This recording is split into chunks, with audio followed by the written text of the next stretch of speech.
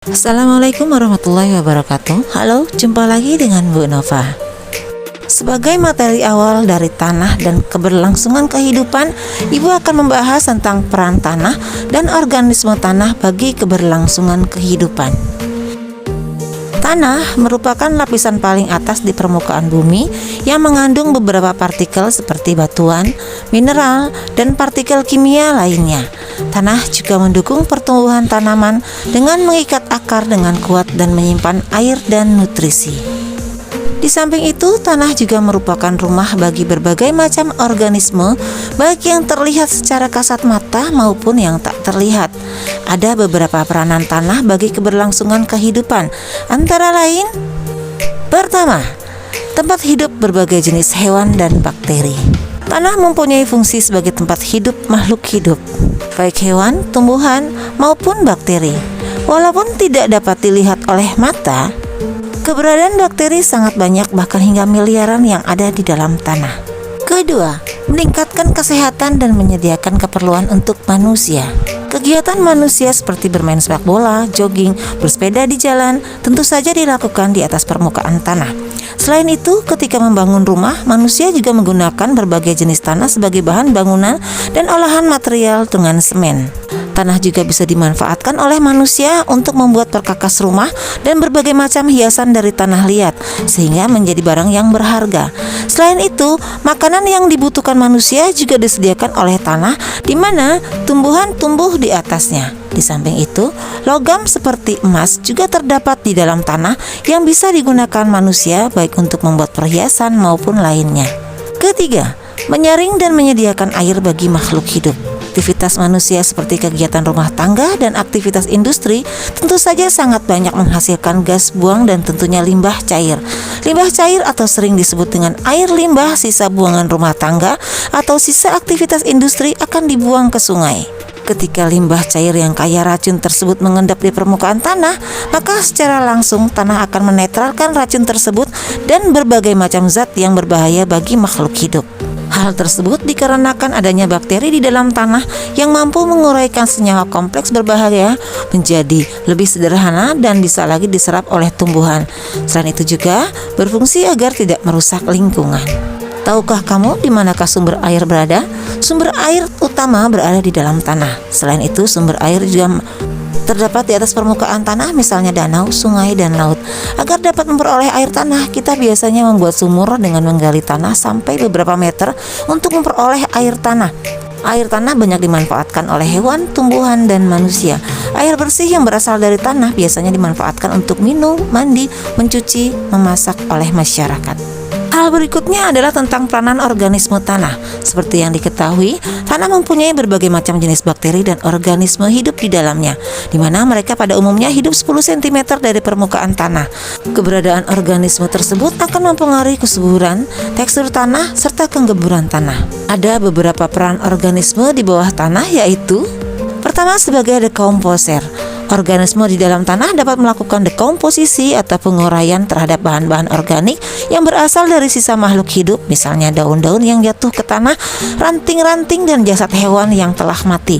Dekomposer ini dapat dilakukan oleh bakteri, fungi atau jamur, dan cacing tanah. Kedua adalah reaksi kimia tanah. Bakteri di dalam tanah bisa menguraikan material organik yang berasal dari sisa makhluk hidup yang telah mati dan akan diuraikan menjadi zat nitrat. Zat nitrat atau nitrogen di dalam tanah sangat dibutuhkan oleh tumbuhan. Ketiga, penguraian polutan di dalam tanah.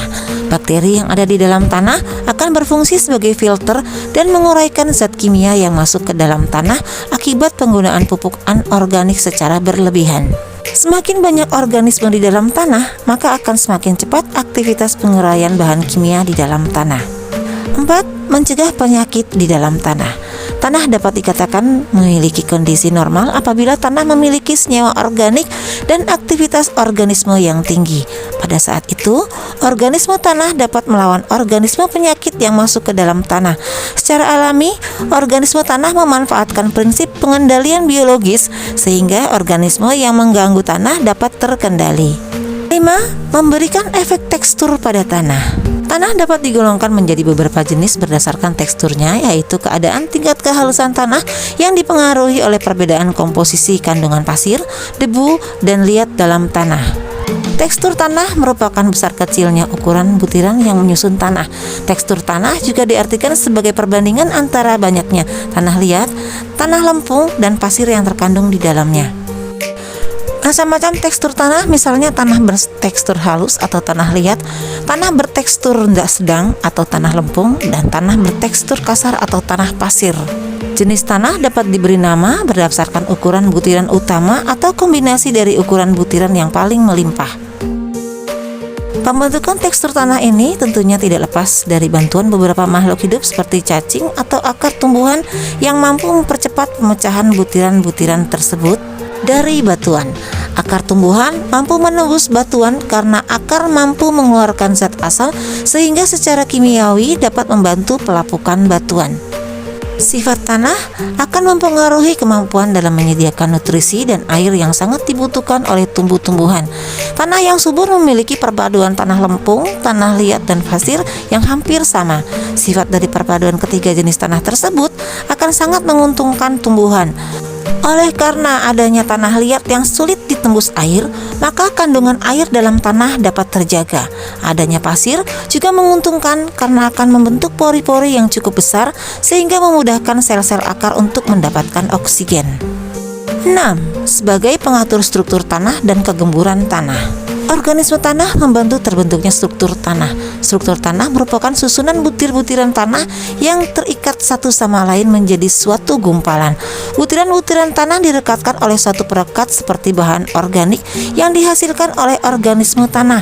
Lendir yang dihasilkan oleh organisme tanah akan bercampur dengan tanah dan membuat butiran tanah terkumpul membentuk gumpalan-gumpalan tanah.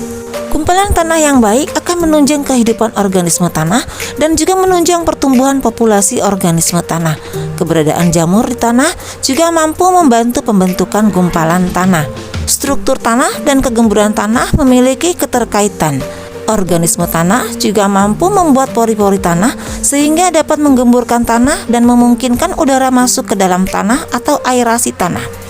Pori-pori tanah dapat terbentuk karena adanya pergerakan organisme tanah seperti cacing tanah, lipan, dan kaki seribu. Pori-pori tanah berguna untuk meningkatkan penyerapan air oleh tanah. Tanah yang memiliki aerasi dan jumlah air yang cukup sangat baik untuk menunjang pertumbuhan tanaman. Sampai di sini dulu penjelasan Ibu tentang peran tanah dan organisme tanah bagi keberlangsungan kehidupan. Di video selanjutnya, Ibu akan menjelaskan tentang proses pembentukan tanah dan komposisi penyusun tanah. Sampai jumpa di video selanjutnya. Wassalamualaikum.